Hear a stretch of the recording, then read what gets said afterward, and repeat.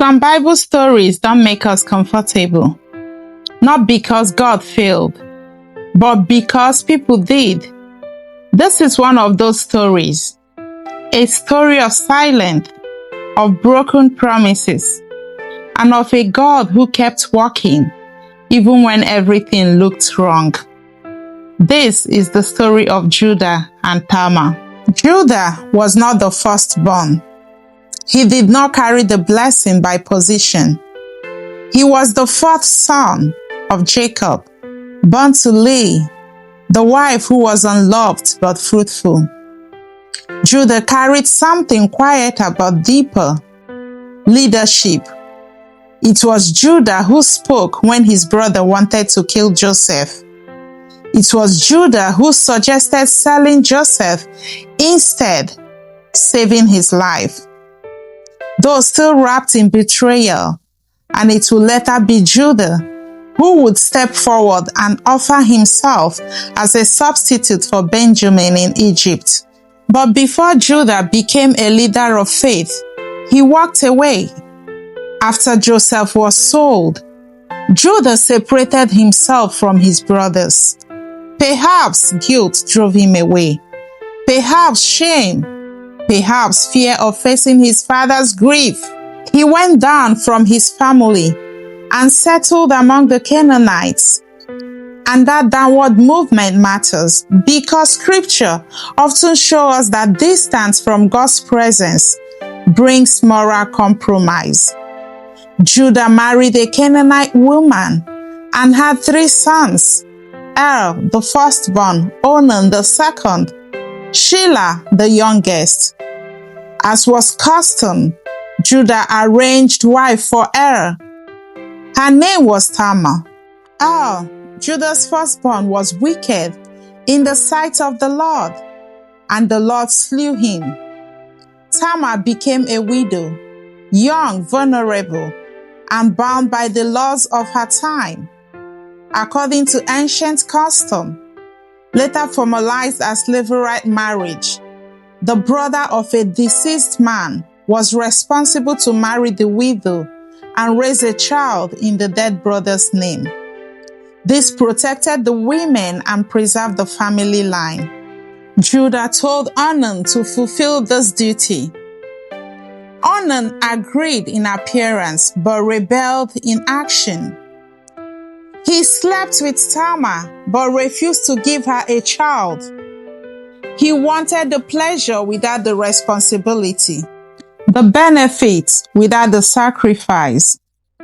What he did displeased the Lord, and Onan too died under divine judgment. Now Tamar had lost 2 husbands, 2 graves, 2 broken hopes, 2 silent nights. Judah now had 1 son left, Shelah. Fear crept into Judah's heart. He began to believe Tamar was cursed, not realizing the problem was never Tamar, it was his house.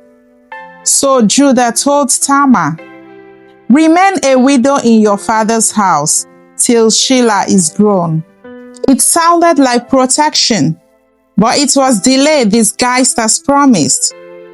The long waiting, Tamar's silent suffering. Years passed. Shelah grew into a man, but Judah never called Tamar back. She remained in widow's garments, waiting, watching, hoping. In that culture, a widow without children had no future security, no inheritance, no voice, no protection. Judah had quietly decided not to give Shelah to her. He chose safety over righteousness, fear over justice, convenient over covenant. Tamar was forgotten, but heaven was watching. Judah's wife died, and after his mourning, Judah traveled to Timnah to shear his sheep. Judah saw what he thought was a prostitute by the roadside. He did not recognize her. It was Tamar, desperate, wronged, and denied justice.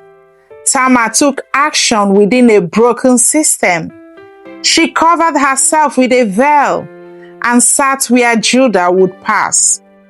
Judah approached her. He asked for her services, and Tamar asked for a pledge. She requested his signet, cord, and staff, items that uniquely identified Judah's authority and identity. Judah agreed, and Tamar conceived. Then she disappeared. 3 months later, news reached Judah. Tamar had played the harlot, and she is with child. Judah exploded with self-righteous anger.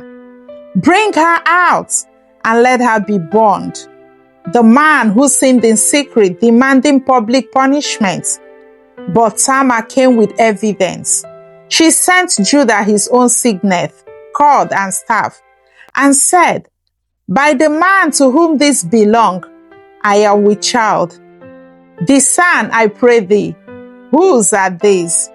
Silence fell. Judah recognized them. And then came one of the most powerful confessions in Scripture. She had been more righteous than I. Not perfect, not sinless, but righteous, because she sought justice when the system failed her.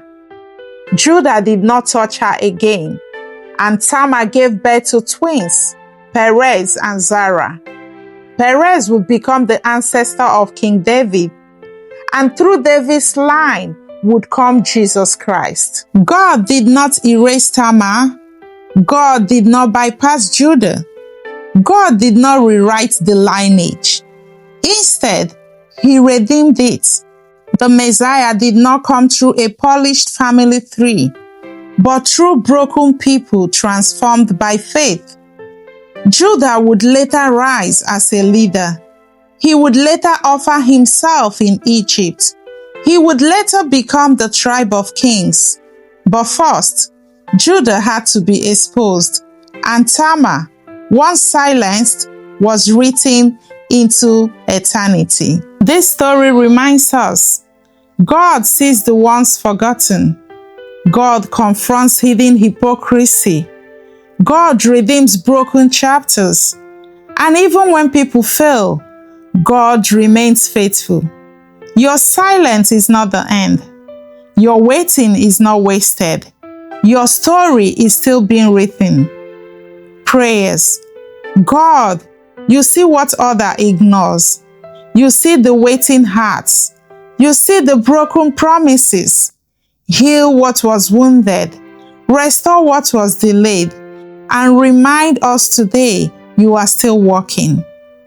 If this story encouraged you, subscribe for weekly Bible stories that strengthens your faith. You are not forgotten. Your story isn't over. God bless you.